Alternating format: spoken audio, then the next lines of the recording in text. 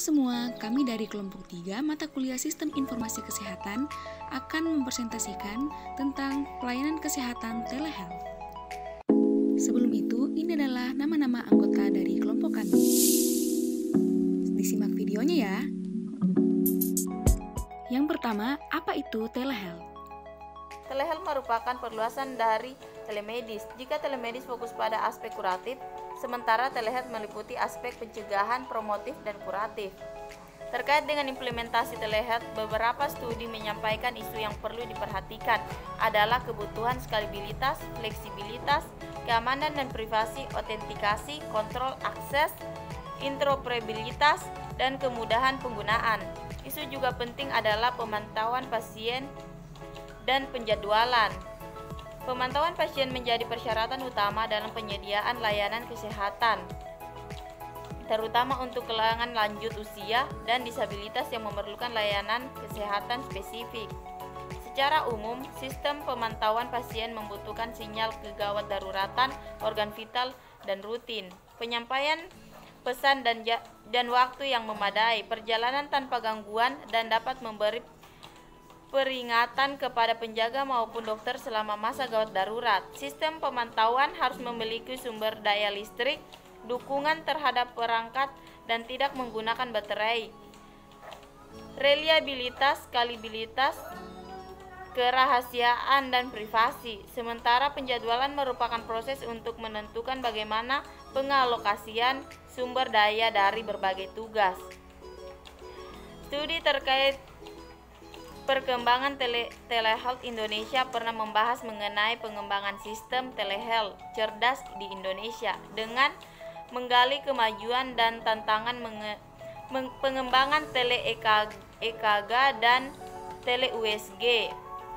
Sistem tele-EKG dibangun untuk deteksi dini dan pemantauan penyakit jantung dengan 3 komponen utama, yaitu sensor EKG, PC atau smartphone,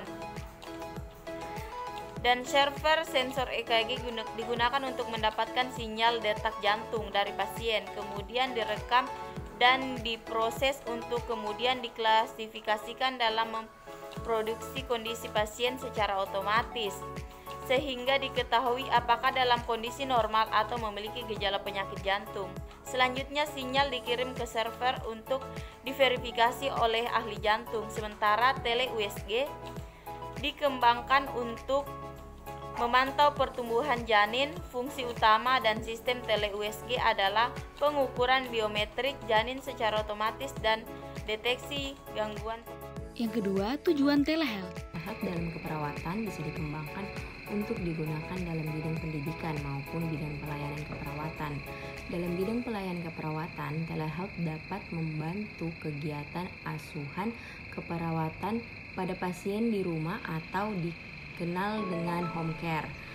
Dengan adanya kontribusi telehealth dalam pelayanan keperawatan di rumah atau home care akan banyak sekali manfaat yang dapat dirasakan oleh pasien dan keluarga, perawat, instansi pelayanan kesehatan, dan termasuk juga pemerintah. Dalam hal ini adalah Departemen Kesehatan.